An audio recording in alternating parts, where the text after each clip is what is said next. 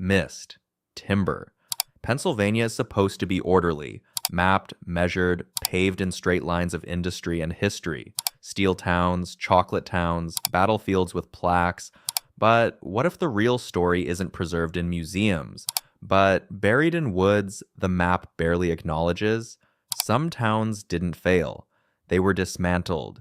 Some didn't empty. They were empty. And one, we'll get there, still burns in ways no satellite fully shows. Not because of ghosts, because of decisions. Walk slowly as it gets darker. Yellow Dog Village, Armstrong County. We begin gently. Yellow Dog Village was never a boomtown. It did not explode into existence on oil or steel. It formed slowly in the early 1900s around a limestone quarry. Practical, modest, functional. Workers' homes lined simple dirt lanes. A schoolhouse stood nearby. Life was measured by quarry whistles and shift changes. The company declined. Jobs left. Families followed. And not because of ghosts, but because industrial towns tied to one employer rarely survive that employer. When the quarry reduced operations, the economic spine snapped quietly. There was no riot, no fire, just departure. What unsettles now is preservation. Roughly a dozen wooden homes still stand, their frames intact, their porches sagging but recognizable. Curtains are gone, glass is broken. Yet, the structures remain too complete to feel archaeological, too recent to feel safely distant. And from above, satellite imagery shows only tree cover. The canopy swallows the street pattern. You would not know a village rests beneath that green surface. No labeled grid, no obvious civic footprint. Private ownership keeps most of it inaccessible, quietly fenced, quietly monitored. The town exists in a suspended state, neither restored nor demolished. A statistic lingers. At its peak, only a few dozen families lived here, small enough to feel intimate, large enough to feel communal. Now wind moves through open door frames, floorboards soften, paint peels in slow silence. What lingers isn't violence, it's interruption. A place designed for shared routine now holds only absence. And this is only the beginning, because the next town does not linger in partial form. It sinks deeper until only outlines remain. Rausch Gap, Lebanon County. Further east, the forest has already reclaimed its claim. Rausch Gap began in the 1820s as a coal mining settlement tucked into the folds of what would later become the Appalachian Trail Corridor. The railroad passed through. Coal moved outward. Supplies moved inward. A small but stable community formed. Houses, a hotel, a store. By the early 1900s, the coal veins thinned. The railroad shifted priorities. Residents dispersed, not because of ghosts, but because energy markets move faster than families can. Unlike Yellow Dog Village, Rausch Gap did not preserve its walls. It dissolved.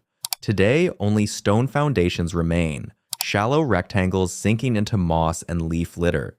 No standing houses, no roofs collapsing in stages, just outlines pressed into earth.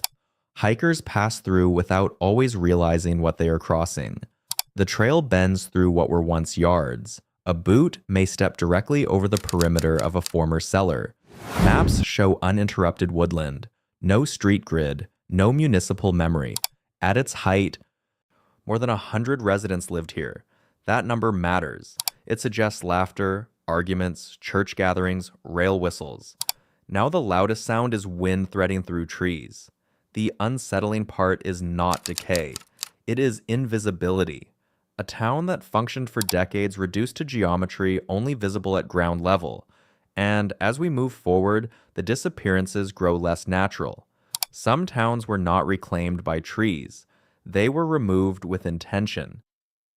Pithole City, Venango County. And it rose in months. It vanished in years. In 1865, oil struck near Pithole Creek, and the land convulsed with opportunity. Within weeks, speculators, laborers, merchants, and dreamers flooded the valley. Hotels multiplied almost overnight. Banks opened with urgency rather than caution. Wooden sidewalks stretched across mud. At its height, nearly 15,000 people lived there, making it one of the fastest growing communities in Pennsylvania at the time. Not because of destiny, but because oil does not wait for infrastructure. There were opera houses before paved roads, stock exchanges before drainage systems. Wealth moved faster than planning ever could. And then the wells weakened. Production slowed. Investors recalculated. By 1870, barely 5 years later, the exodus had begun in earnest. Buildings were dismantled board by board. Lumber was hauled away and reused in other towns. Entire structures were relocated as if the city itself were temporary scaffolding. What remains today is restraint, open land, a historical marker, subtle earth depressions where basements once cut into soil. From satellite view, it reads as pasture and forest. No grid, no trace of density. Nothing suggests that this quiet clearing once rivaled established towns in commerce and ambition. The unease here is velocity. How quickly thousands can gather around promise. Sure, how quickly they can scatter when promise dissolves. A statistic lingers. In under a decade, Pithole went from wilderness to metropolis to near total abandonment. Few American towns have risen and collapsed so abruptly. It feels less like a ghost town and more like a financial fever that broke. And it gets darker because the next town did not fade through speculation. It was claimed deliberately, and its people were told to leave. Elvira, Union County. In 1942, the federal government arrived with letters. Elvira was a small farming village in White Deer Township. Generations had worked those fields.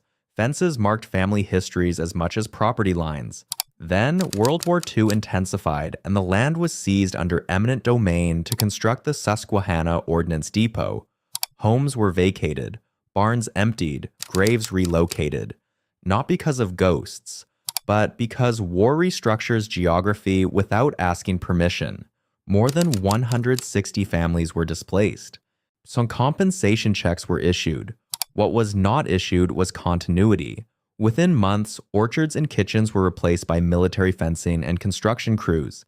The munitions plant operated briefly before shifting purpose. Much of it was later dismantled. What remains today are concrete bunkers scattered across what is now State Game Lands 252, thick-walled, windowless, arranged in deliberate symmetry beneath trees. From Google Maps, the terrain appears as uninterrupted forest, and the bunkers blend into shadow. Only careful observation reveals their geometry. Walk through the woods and you will find foundations of former homes, rectangular impressions in earth where domestic life once centered. The weight here is not decay. It is interruption. A statistic remains difficult to ignore. Within a single year, an entire functioning village ceased to exist as a civilian community, not through bankruptcy, through mandate. And still, we are not at the heaviest point. And because some towns were not seized for war, they were undone by something slower and far more permanent. Lackawanna, Bradford County. Lackawanna was built for lumber and paper. In the early 1900s, it thrived along the Susquehanna River. The mill drove everything: housing, school, commerce. Then, in 1921, the mill closed. Not because of ghosts, but because the timber ran thin and profit ran thinner. Here is what makes Lackawanna different. The town was systematically dismantled, houses auctioned, the rail lines removed, structures transported elsewhere, a town unbuilt. Today, only fragments remain. Concrete slabs near the river, faint impressions in grass where streets once ran. The map offers farmland and tree cover. It does not offer memory. There is something deeply unsettling about deliberate disappearance. A statistic lingers. At its peak, nearly 1,000 residents lived here. Within a few years, the population dropped to zero. No catastrophe, no fire, just removal. But the next place on this path does involve fire, and it has not stopped. Centralia, Columbia County. Smoke, stillness. In 1962, a landfill fire ignited a coal seam beneath Centralia. The underground blaze spread through interconnected tunnels. Attempts to extinguish it failed, not because of ghosts, but because coal fires, once deep enough, can burn for centuries. Carbon monoxide seeped into basements. Roads cracked as heat destabilized ground. In the 1980s, and federal relocation efforts accelerated. By the 1990s, nearly all homes were condemned and demolished. At its height, Centralia had over 1,000 residents. Today, only a handful remain. Satellite images show patches of emptiness where neighborhoods once stood. The famous stretch of graffiti-covered highway was buried in 2020. Even the visual spectacle was erased. What unsettles is duration. The fire is expected to burn for at least another 100 years, possibly longer. An absence that glows beneath the surface. And yet, even this is not the quietest ending, because the final town does not burn. It simply waits. Warum, Indiana County. No smoke, no bunkers, no markers. Warum began as a coal patch town around 1901, built with the efficiency typical of company settlements. Houses aligned in practical rows, a store, a school. Streets measured not for beauty, but for access to the mines. Life revolved around shifts underground and the narrow window of daylight between them.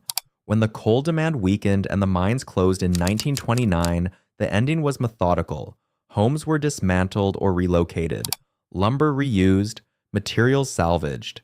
Families dispersed in search of steadier ground, not because of ghosts, but because extractive towns exist only as long as extraction does. What remains today is subtle. The forest has grown evenly over what was once structured life, smoothing the terrain into apparent wilderness. From above, satellite imagery shows only uninterrupted green, no grid, no trace of municipal order. But on the ground, thin concrete sidewalks still cut through the trees, straight lines, precise angles. Paths that once connected door to door now lead into brush and silence. They are easy to miss, too narrow to command attention, too quiet to demand explanation. Stand there long enough and the geometry clarifies. Sidewalk, gap, sidewalk. A child once walked to school along this strip of concrete. A miner once returned home along the same line, boots dusted in coal. No plaque explains it. No sign interrupts the silence. The unsettling truth is not catastrophe. It is ordinariness. A town that functioned, a town that closed, a town that left no argument behind. Just concrete fading beneath leaves. Pennsylvania still appears mapped, labeled, orderly. But between the marked highways and documented battlefields lie places that folded quietly, through markets, mandates, fire, and time. Not haunted, simply altered. And somewhere beyond the visible grid, the ground remembers more than the map ever will.